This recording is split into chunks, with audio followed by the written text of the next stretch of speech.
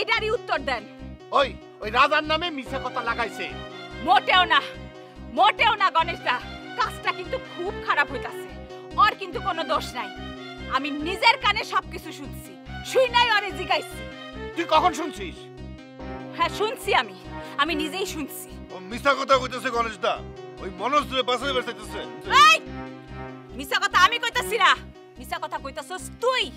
খামাখাই এই পোলাডার নামে মিথ্যা কথা কইয়া এখানে একটা বিচার বসাইছস।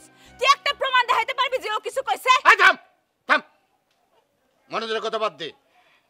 মনোজের বিষয় নিয়ে আমি কিছু কইতে চাই না, কিন্তু রাজা তো একটা কথা ঠিক কইছে, পালা যখন চলে সেই পালার দিকে তো তোর কোনো মনোযোগ নাই। আরে বাবা রে বাবা,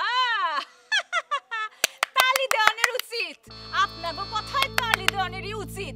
এখন ওর কথায় সুর মিলায়া আমারে কইতাছেন আমি স্টেজে উঠে কোনো এফোর্ট দিতাছি না। আরে গণেশ দা, ওই দিনের কথা কি ভুইলা গেছেন? আমি যদি স্টেজে উঠে এফোর্ট দিয়ে অভিনয় না করি তাইলে কেডাই করে?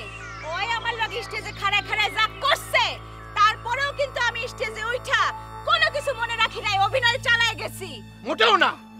তুই যখন স্টেজে পাঠ করস রাজার সাথে, তখন তোর মন টন ঠিক থাকে না, তোর মন জানে করে উড়াল উড়াল থাকে। পাঠটা ঠিক করে না যদি গাইস, তাহলে কিন্তু কয়ে দিতেছি দীপালি, টাকা কিন্তু আমি তোরে অর্ধেক দিব। আরে বারে বাবা বাবা বা, এই তো আসল চেহারাটা বাইর হয়ে গেছে। এতক্ষণে মুখ থেকে ফসকায়া ভালো কথাটা কইছেন, টাকা দিবেন না, এটাই হইল কি আপনার আসল উদ্দেশ্য। হুই না রাখেন গণেশ দা, 3000 টাকার 1 পয়সা কমেও আমি আর স্টেজে উঠুম না।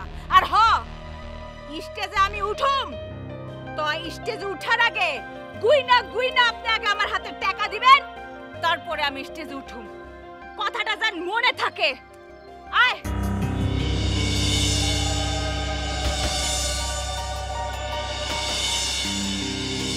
গণেশদা, দেখছেন ওর স্পর্ধা কত? আপনি করতেছেন বিচার, আপনার সামনে থেকে মনোজের হাত ধরে টাইনে নিয়ে চলে গেল।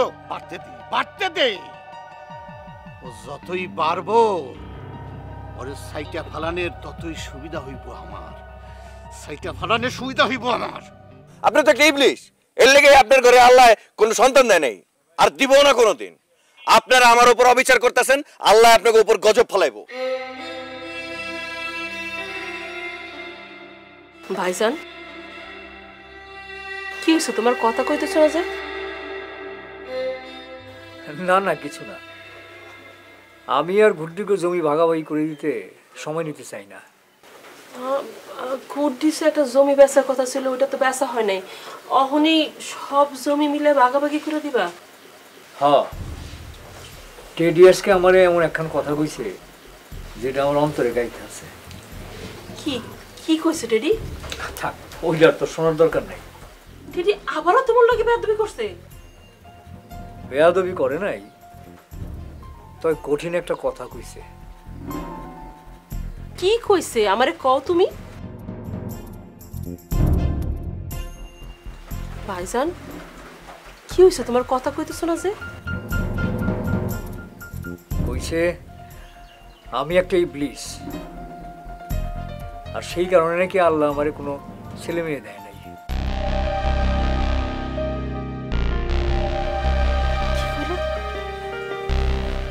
এত বড় একটা কথা কইছে?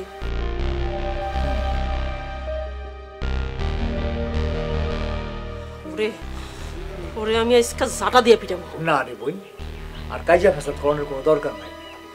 ঘুরটি এলে তুই কইস পরশু দিন আইসা আমি জমি জমা সব ভাগ করে দিয়ে যাবো। আচ্ছা ঠিক আছে, কমনে।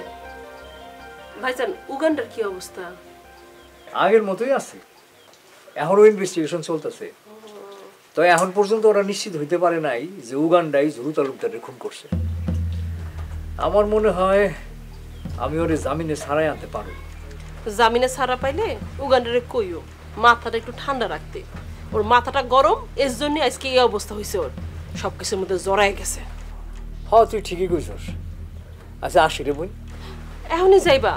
হ, মাথার মধ্যে খালি টেডির কথাটা ঘুরপাক খাইতেছে। ভাইজান, এটা তুমি মনে রাখো না, মাথা থেকে এইসব কথা ফেলে দাও, একদম ফেলে দাও। হরে বোন, ভুলতে তো চাই, কিন্তু পারতেছে না তো। আসি।